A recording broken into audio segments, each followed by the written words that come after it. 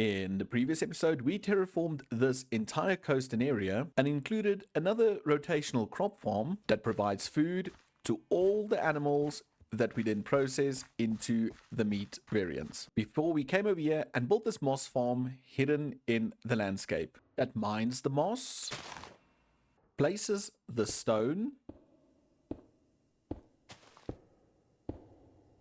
that bone meals that stone, and turns it into moss. But turning something like this into something like this requires a whole lot of bushes and custom trees that are all made out of these leaves. So in this episode, we're going to spruce up this area, and then we're going to use this area to create a little leaf farm so we don't have to worry about leaves again in the future. So I think this area is perfect for a little tree farm, because then we break it up with not doing crops again or doing grass and something like that, but maybe we do a little cliff coming out, and it can go out quite a bit, say up to here, and then we can have access via a footpath in there, and also maybe a footpath over there with trees growing in this area. I'm thinking maybe 2 rows of trees, one we harvest the whole time and the second that's permanent to hide it and to make this area look nice. But that is something I will not be sure of, not until we get some work done. So I think the first thing we need to do is maybe just dig a little hole and clear out this area to ensure we've got enough space to do the contraption-y bits down there. And then when we get done with that, we can start planning this area a little bit better.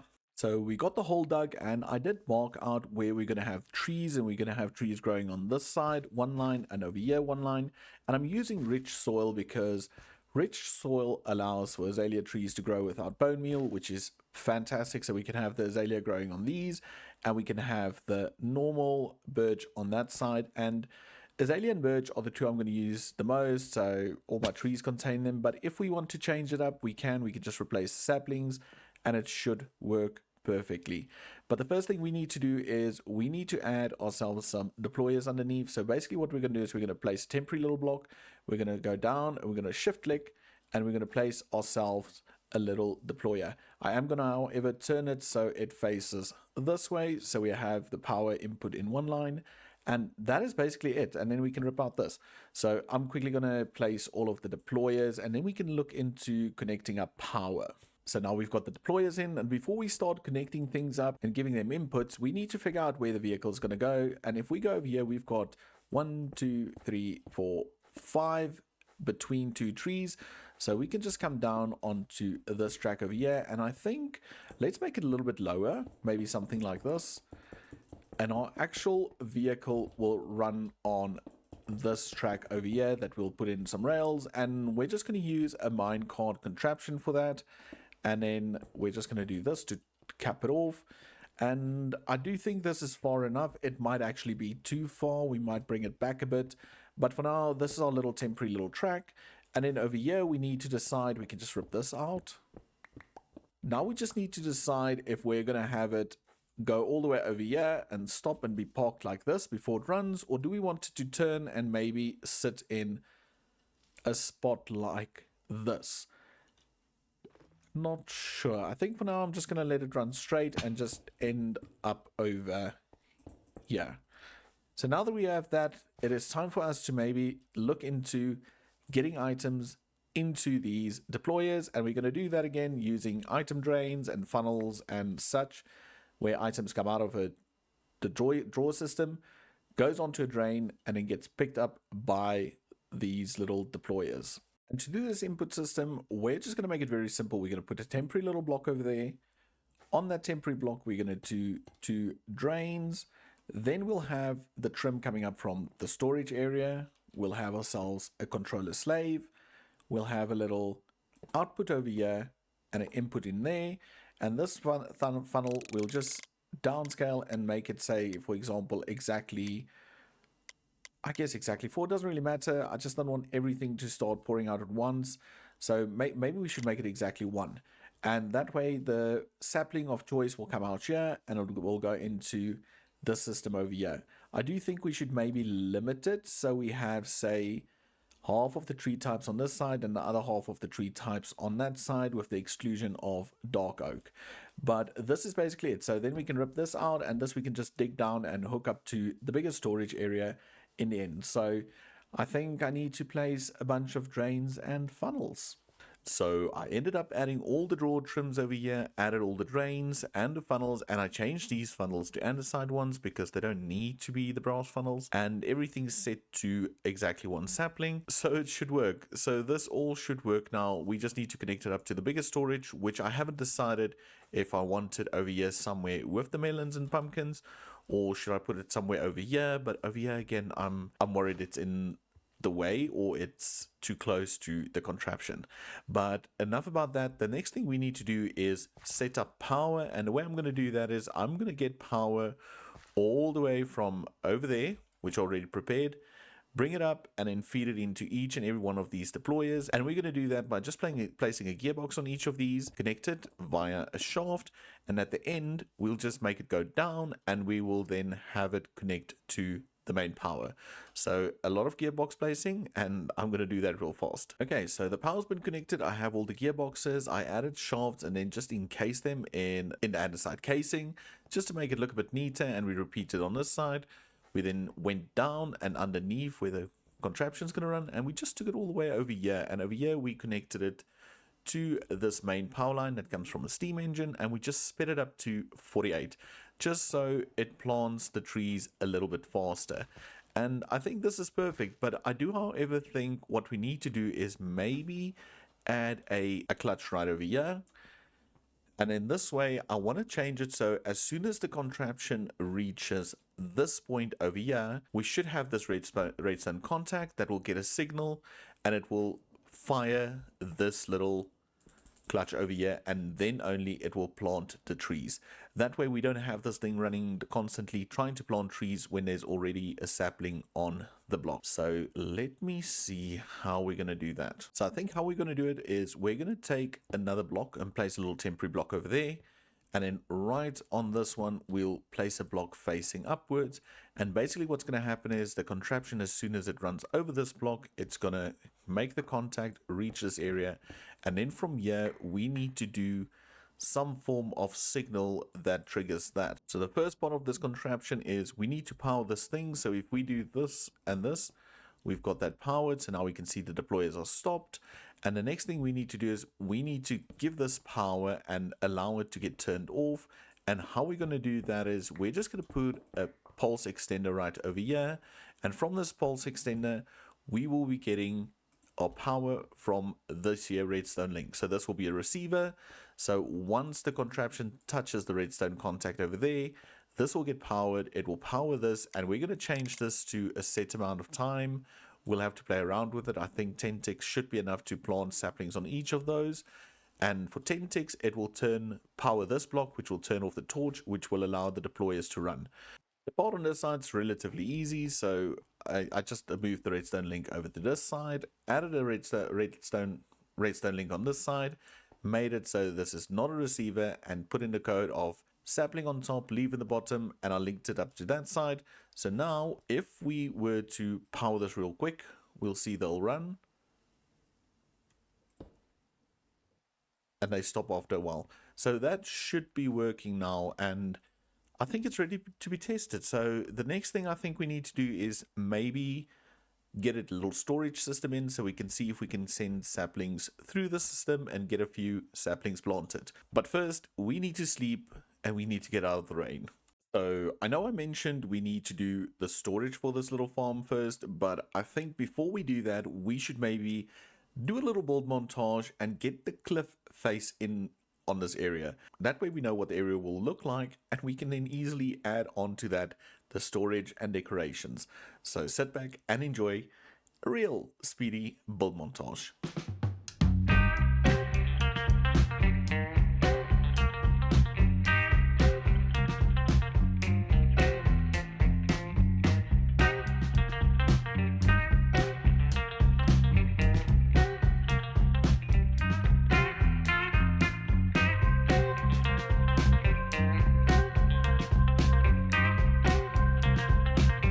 And now we have a little clip that hides the technical bits of this farm, and it also allows for us to think about where we want to add our storage. So the general idea is the immersion, and if we walk down here, I wanted to gradually go up and onto this level where we will have the tree farm. So I was thinking that we take the trims up there and we do the storage in this area in the shape of a bush or something, and we'll just have the different leaves in drawers over here. But before I do that storage, I think we should first put the filters on these funnels to ensure that the right items go out of the right side. So I'm crafted 12 filters, 6 for that side, 6 for this side. And if we open them and we search saplings in JEI, we can open it up and we can actually just go and say, okay, well, on this one, we only want to do oak, and then let's say azalea, and we're going to just pull in the azaleas like that. So on this filter, we already have those 3. And I was thinking now I'm going to remove the oak from there, and I'm just going to leave azalea on this one, and we'll make it allow. We're going to say yes. And on this one, we're going to change it. We're going to say birch and oak, and we're going to say okay, because those are mainly the leaves I build with. It's more azalea and birch, but now we have it covered. So we can then go onto this side, and on each of these, we can just add one of the azalea, one of these filters, which is birch and oak, like so. And on the other side, we're just going to add the azalea bushes. So this side will always just produce azalea. And if we need something else, I will come and add it to the filter. But for now, I think this is gonna be it. And now that we have the filters in over there, we could just come down over here with the trims, and we're gonna drag them all the way over to this side over here, connect it up there, and then just run it up into the wall like this. And then before I add that one, I'm just going to add my drawers in here and just add some items into those drawers, and then we'll test it. So I placed the little storage area and it's not connected yet. So if we place this now, well, I did test it over there, but if we place this now, we should see some of the other trees going into the deployers. So now we've got everything in there, and if we flick this lever real quick and we flick it back, it did not place the trees. Why not?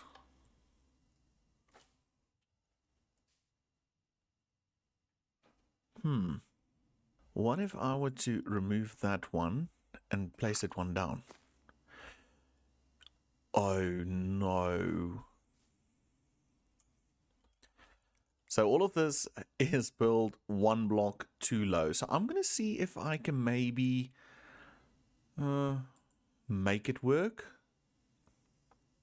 Okay, I'll be right back. Okay, so take 2. Let's pretend that never happened. But if I were to place this trim here, blocks start to flow in. And then if we temporarily power it, I heard place edge.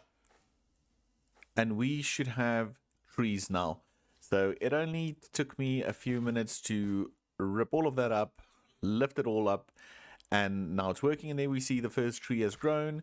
So I'm quickly going to rip up this whole area, get this side sorted. So I went ahead and I fixed the whole system on the birchwood side as well. And then I also added 2 drawers because I forgot this thing's going to be producing some oak and birch wood as well that I have been thinking about. I might be able to use those instead of the blaze cakes to fuel the burners, but that will be an in-between project if and when I do approach it.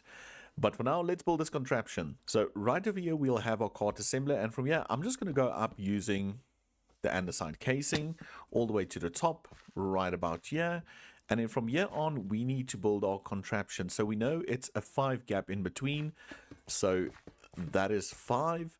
And then on these blocks over here, we're going to have our saws that will be taking down the wood. And that one is placed the wrong way around. We just need to do it like that. And that will run and that will cut the tree once we're done gathering the leaves. But because I want to gather leaves before I cut it down, I think we should maybe do something like this. We can rip those out and we can put our saw over here. So that will, in theory, give the contraption some time to first gather some of the leaves before it cuts down the actual tree. So that could work. We might move it one forward. But anyway, from there, we know that we need to gather leaves, and the leaves will only be a little bit higher. So I think if we do something like this, and we have our harvesters on these. Oh, this is going to be so irritating to place. Like so. We should be able to harvest some of the leaves. Yeah, that should be fine. And again, this one also gets ripped out, and we do that.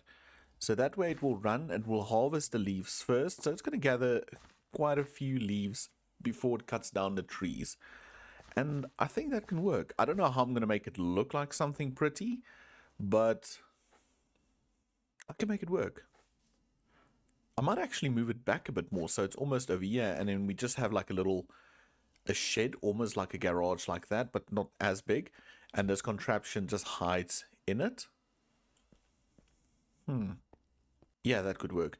But anyway, let's quickly head on here, and now down here we need to change this and make sure it says lock rotation, and we also have to glue this all the way over here. We have to glue this one straight through like this, and then these like so, and the same on this side to there. But then we also need to connect those two, so all of that's one contraption, and we need to connect these, and then we just need to make sure that these are contraption. And now if we push control, yeah, it seems like everything's connected. So in theory, this thing should be able to fully function now. So what I'm going to do is quickly grab a minecart and I'll head down there. So I also forgot we had to add the redstone contact to it. So I just brought this out by one, put on a redstone contact underneath, and that is to trigger that one over there.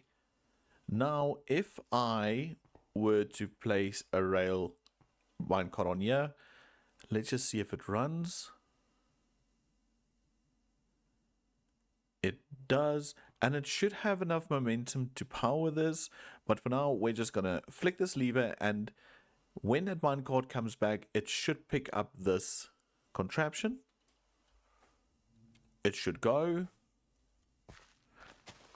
It triggers the deployers, and now when a tree grows, we should get some leaves. Okay, it didn't pick up anything because we forgot to add storage to it, but at least it's doing what it should. So let's just turn it off. And once it comes back, it should just park, and the minecart should continue to travel. Okay, perfect. So now what we need to do is add storage, and I think I'm just going to do a 3 wide vault in here, like 1, 2, 3 down there, and then that should also be done. Okay, so I made it a little bit taller. I added a little vault to the back like you can see. So let's test this again. Click the lever. Once that gets back, it should pick up. It grabs some leaves.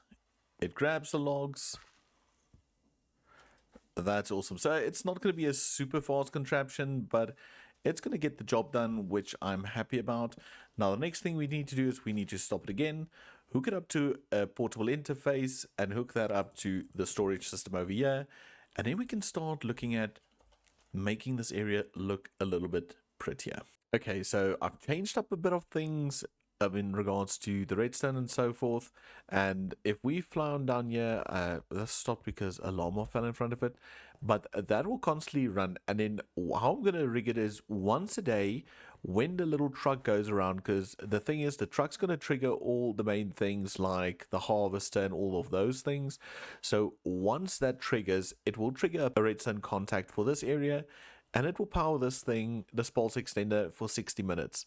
So then for 60 minutes, it will run constantly harvesting and stuff like that. 60 minutes. I think that's too much. I'm gonna reduce it to 10. I'm going to reduce it to 10 minutes. So because a Minecraft day and night is 20 minutes. So 10 minutes should actually be pretty good. So then for 10 minutes, it's going to trigger, it's going to run this back and forth, and harvest all the blocks we need. And then it's going to shut down. Oh, it's the deployer. I was confused for a minute. And then another thing I did is we have a little overflow vault in this area, and we've got this little threshold switch that's monitoring it. So once the vault reaches a certain capacity, it will trigger this little contraption, which then will push this piston and push that block, which, if I am correct with my redstone, it will prevent this from triggering the contraption. I'm not sure. This is redstone a la Dio. It might fail, and it's okay. So we'll just see. But for now it works, and I think we should just give it a pulse and just let it go and see how it goes. And then I think once the 10 minutes is done, I'm going to do a little build montage of me fixing up this area, making it look a lot better, and I'll bring you guys back once we've got all of this done. So sit back, enjoy a little build montage.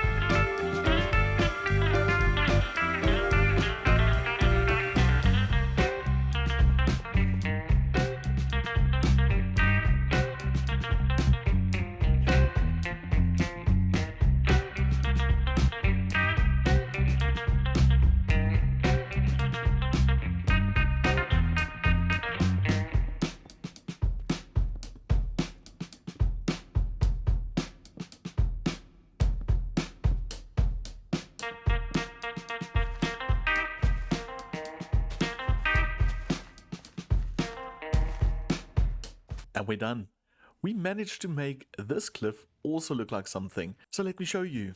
First of all, we've got this little camping area. There was this piece left, so I thought, why not create a little area where we can come sit down and have a braai. And then if you follow this little road up, it heads through this area past the melons, and we're back at the melon farm. But then if you turn this way, we're right here at the leaf / little bit wood farm, and it's been running a bit. It's not super effective, but again, it only needs to produce enough for me to stay ahead, and this is already more than enough.